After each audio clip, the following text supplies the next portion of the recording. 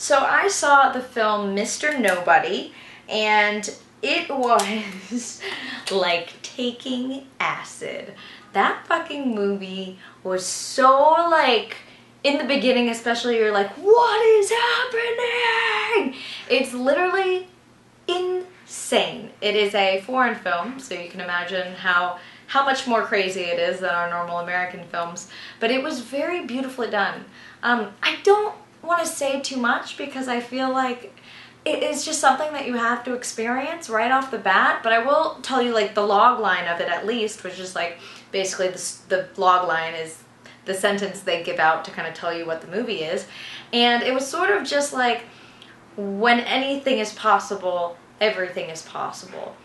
And so, alright, if you haven't seen the movie and you don't want to know anything about the movie, I'm going to talk more in depth here until the end, so go away.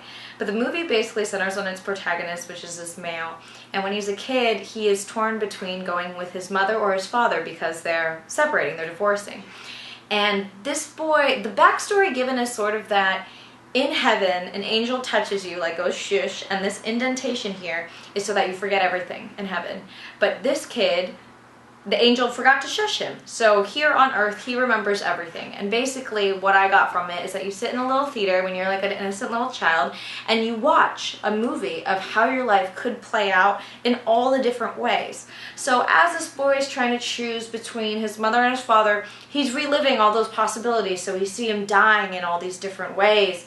And we see how he would be unhappy with this certain girl and happy with this other one. And it was just really interesting because there was no set storyline we really followed. The one that kind of tied it all together took place in like the very distant future when he was an old man. He was the last mortal alive, the last mortal who was going to die because I guess we discovered immortality.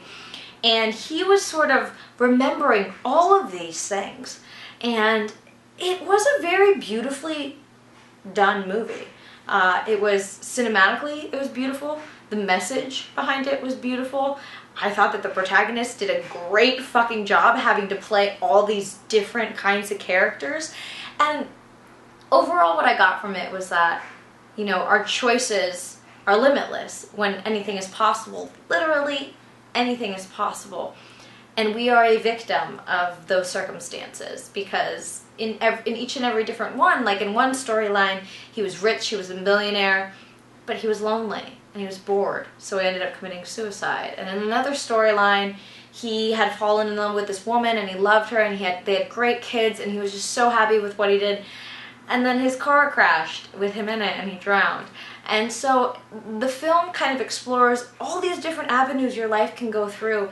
And it was kind of depressing in a sense of, wow, like life is meaningless when you really think about it. But it was uplifting in the sense of, wow, life is meaningless, so I better enjoy it while it lasts, you know? It was funny because my UCLA professor from the language of filmmaking class actually recommended it and said that it's nowhere to be found in the US, but Ray and I were able to watch it on video on demand, and I believe it's still on video on demand. So if you have any interest in watching it, I would watch it just for fun. I mean, even knowing this stuff about the movie now, I think you'll enjoy it more knowing what it's about. So yeah. Definitely have sex with it because the protagonist is from Requiem for a Dream and he'll just mind fuck you over and over. I guess that's his job. He's not even an actor. He's a professional mind fucker. You're welcome.